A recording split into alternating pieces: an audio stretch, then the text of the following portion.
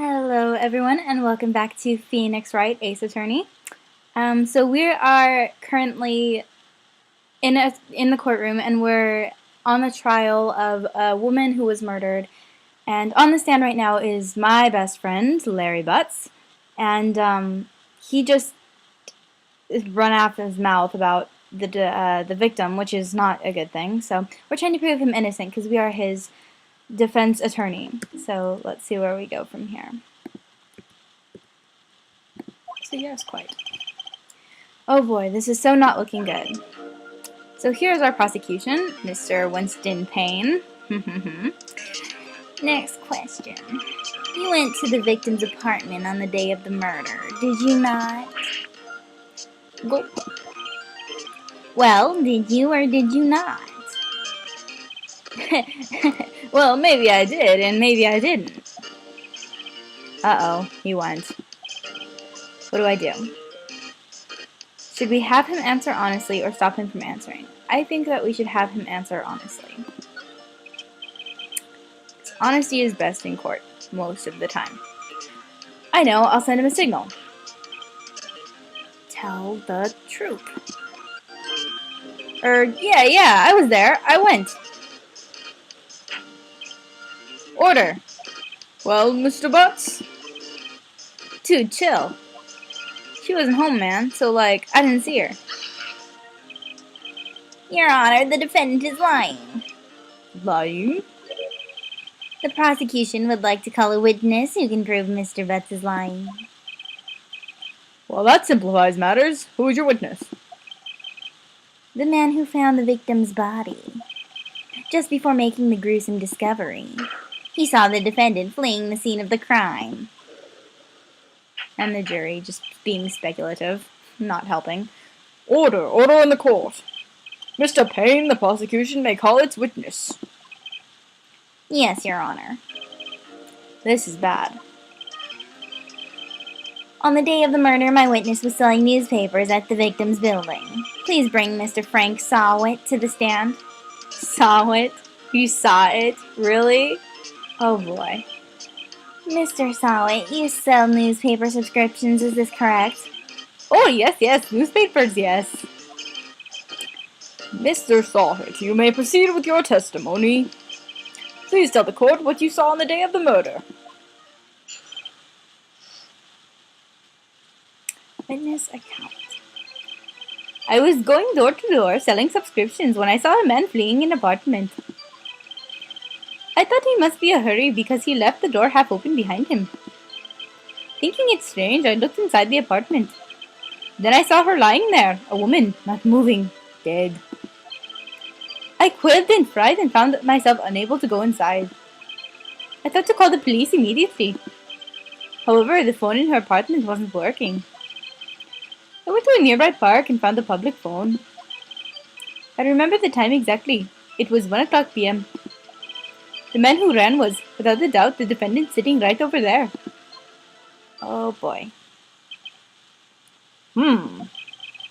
Larry, why didn't you tell the truth? But he did tell the truth. I can't defend you against a testimony like that. Then you're a sucky lawyer. Incidentally, why wasn't the phone in the victim's apartment working? Your Honor, at the time of the murder, there was a blackout in the building. Aren't phones supposed to work during a blackout? Yes, Your Honor. However, some cordless phones do not function normally. The phone that Mr. Sawit used was one of those. Your Honor, I have a record of the blackout for your pursuit. Blackout record added to the court record. Now, Mr. Wright. Yes, Your Honor. You may begin your cross-examination. Cross-examination, Your Honor? All right, Wright. This is it, the real deal. What exactly am I supposed to do? Why, you expose the lies in the testimony the witness just gave. Lies? What? He was lying? Oh, boy. Your client is innocent, right? Then that witness must have lied in his testimony. Or is your client really guilty? How do I prove he's not? You hold the key. It's in the evidence. Compare the witness testimony to the evidence at hand. There's bound to be a contradiction in there. First, find contradictions between the court record and the witness testimony. Then, once you've found the contradicting evidence, present it. Look at her face just freak out for a minute. And rub it in the witness' face. Okay. Touch the court record button and point out the contradictions in the testimony. I love that when they just break the fourth wall and are like, tap this button on your DS screen. Witness account. I was going door to door selling subscriptions when I saw a man fleeing an apartment. Okay, so what we're going to do is go through and quiz him and try to find which part of his testimony was a lie. So up here we have our penalties, and if we try to accuse him on something that doesn't make any sense or just isn't the right answer, then we're going to get one of our penalties taken away, and we basically can't get them all taken away or else we have to restart. Uh-oh. So, let's see. I was going door to door selling subscriptions when I saw a man fleeing an apartment. I don't actually think that that's a wrong... Hold on. Am I allowed to check my evidence, or do I just have to... No, okay, I am allowed to check my evidence. So what I'm going to do is look at my blackout documents and stuff. Electricity to Miss Stone's building was out from noon to 6 p.m. on the day of the crime. Okay, so noon to 6 p.m. So we know the time of the actual blackout. And let's see. A statue of the thinker. It's rather heavy. Victim was apparently arrived from Paris the day before the murder. Okay, so it's good to check your evidence because then you know your facts and you can catch them on their sneaky little lies. I was going door to door. I thought he must be in a hurry because he left the door half open behind him. Let's see, hold on. Let me just check one more thing. And I'm going to look at the autopsy report. Time of death, 4 p.m. to 5 o'clock p.m. Uh-oh. 4 p.m. to 5 o'clock, so she couldn't have been dead at 1 o'clock. He said 1 o'clock. So I think this is what we're going to have to... Ha ha ha! I got you now. Okay. Thinking it's strange, I looked into the apartment, and I saw her lying there, a woman not moving dead. I quilled in fright and found myself unable to go inside. I thought to call the police immediately. However, the phone in her apartment wasn't working. I went to a nearby park and found a public phone. I remembered the time exactly. It was 1 o'clock p.m. So this is, I'm just gonna, you can press them, and I don't think this takes away penalty points. It just kind of gets more information, and sometimes that helps because when you get more information out of them, then you'll actually find more lies. But in this case, we have a downright something's not right here because obviously she died from 4 to 5 p.m. and he's saying 1, so that can't be right. Objection! You found the body at 1 o'clock p.m. You're sure? Yes. It was 1 o'clock p.m. for certain. Frankly, I find that hard to believe. Get Phoenix. You go, Nick. Your statement directly contradicts the autopsy report. The autopsy notes the time of death at sometime after 4 o'clock p.m. There was no body to find at 1 o'clock p.m. How do you explain this 3-hour gap? Objection!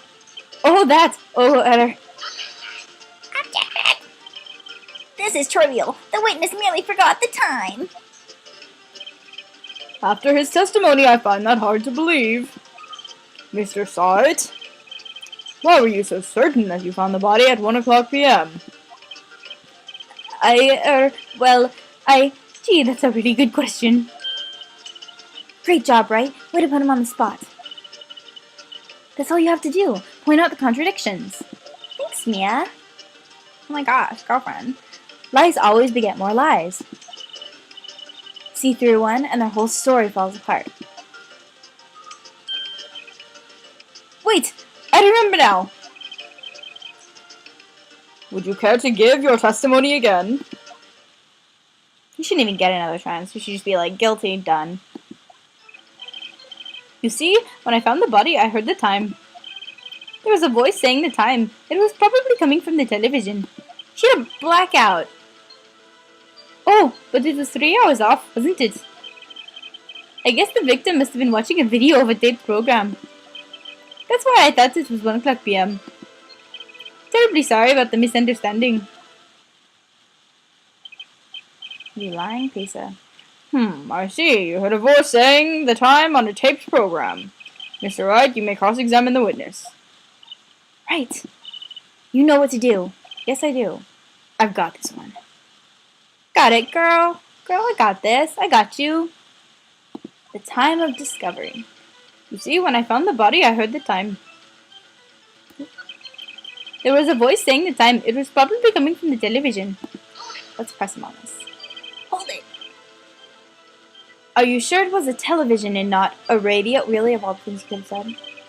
Well, no, I guess it could have been a radio. Incidentally, there was no radio on the premises. There was only one large television. Right. I can't put my finger on it, but something about this seems fishy.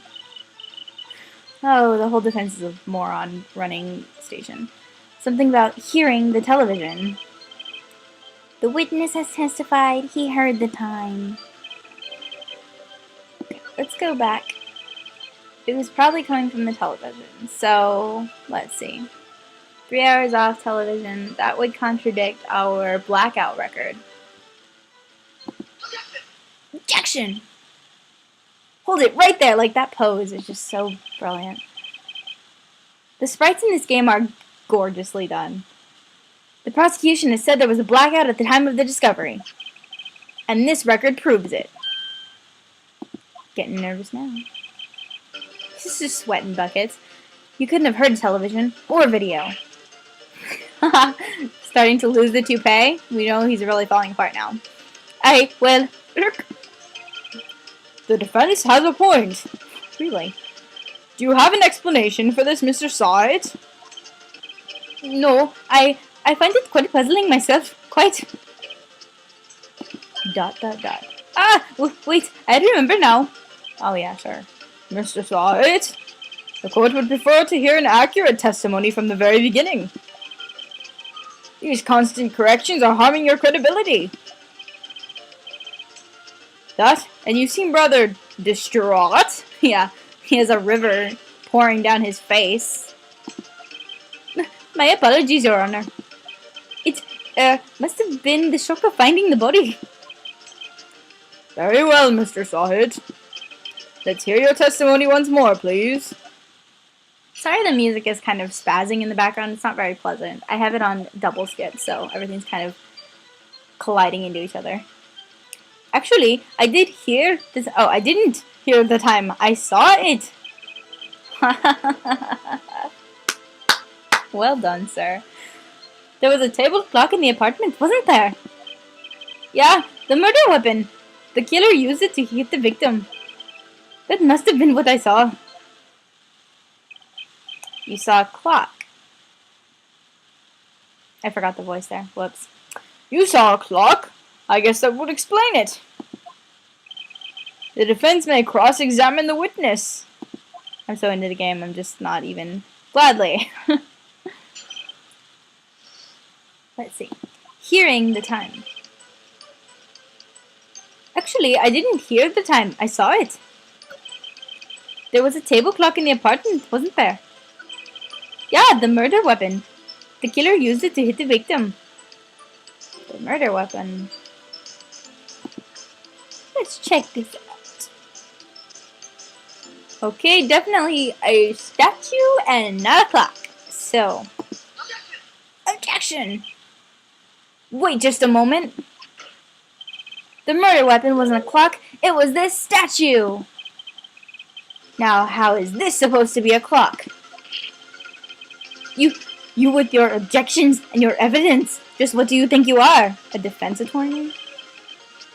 Just answer the question, Mr. Sawyer.